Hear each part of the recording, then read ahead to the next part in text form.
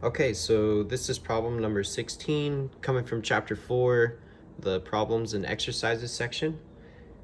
And problem 16, it reads, a rugby player is being pushed backward by an opposing player who's exerting a force of 800 newtons on him.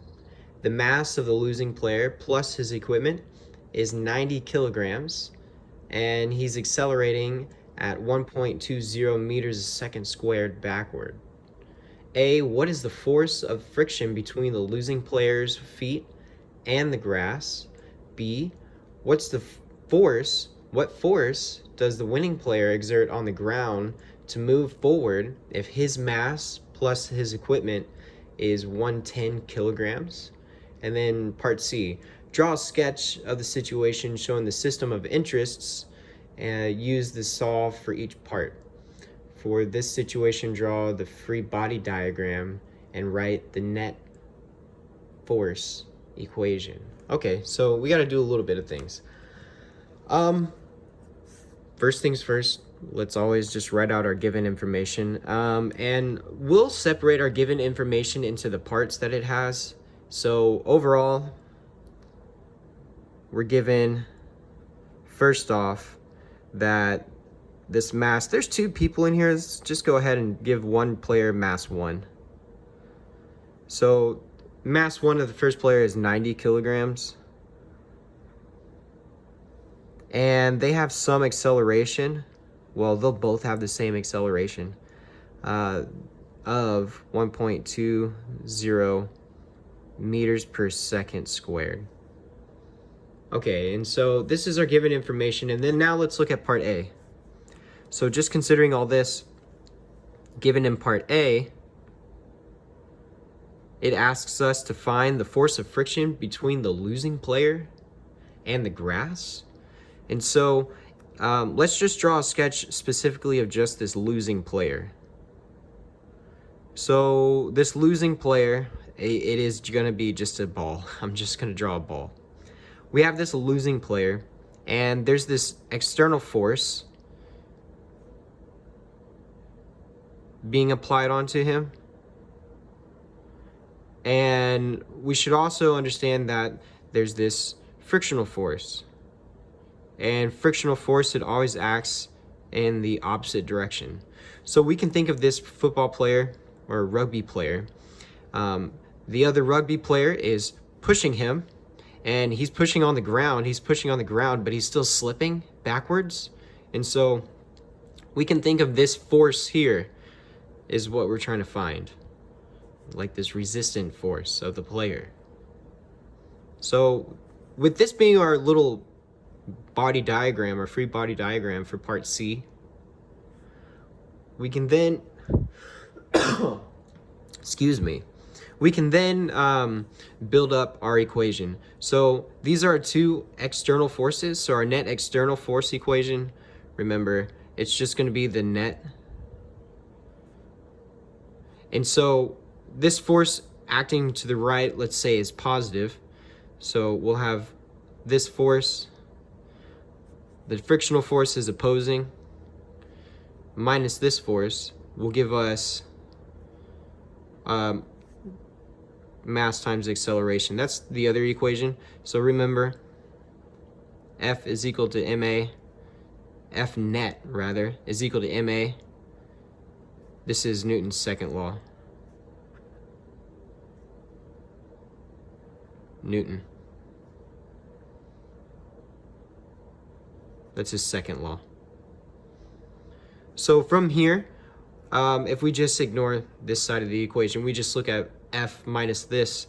So let's look at F ext minus our frictional force. So this is ext because this is the external force, is equal to ma. This is the mass, so m1, this is the mass of our object. So remember, there's some mass associated with this guy. And we're looking for the friction. So we can just rearrange this equation, solve for friction, where we'll see that if we all do it in just one step, if we just do it in one step, it turns out to be this external force minus this mass times acceleration. We can input our information. External force, well, we know that that was given to us, and I don't think I wrote that down. No, I didn't write that down. So I'll write this down. I didn't write that down, I'm sorry. So this was our given information as well.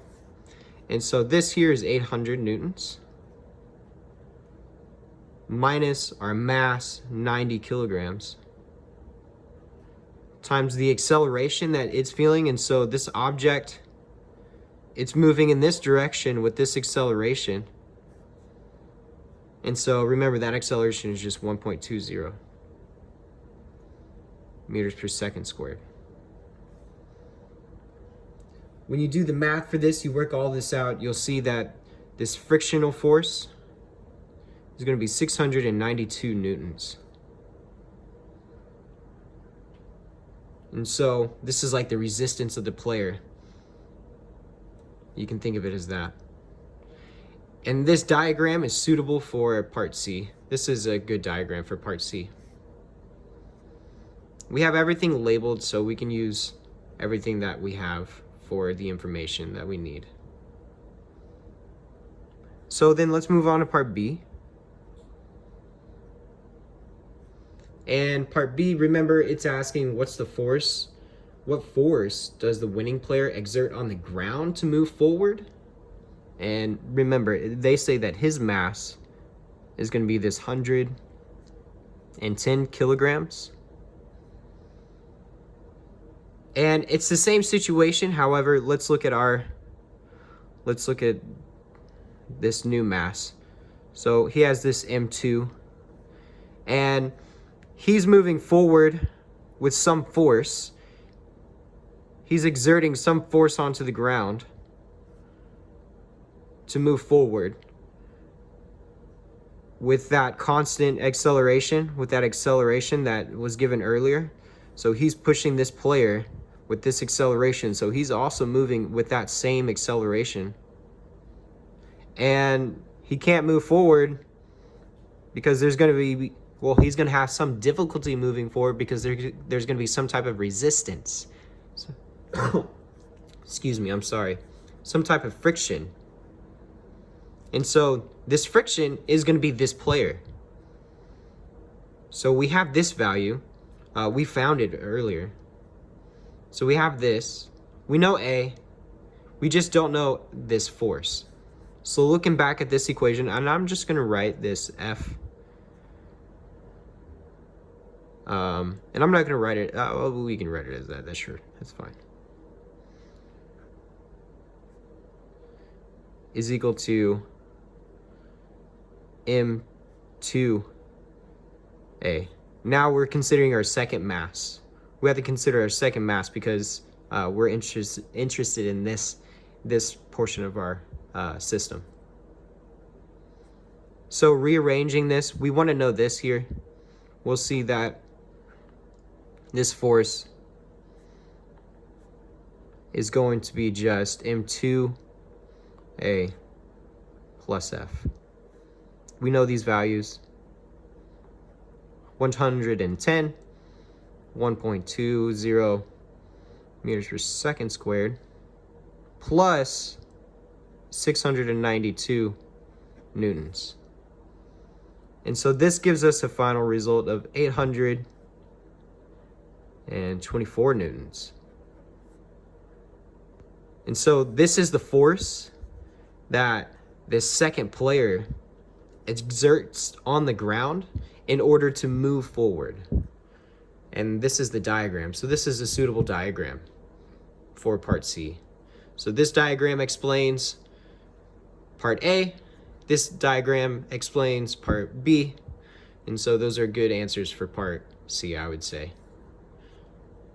We're able to identify everything here. And yeah, we're able to identify everything here. And so here are our answers, and that's how we go about it.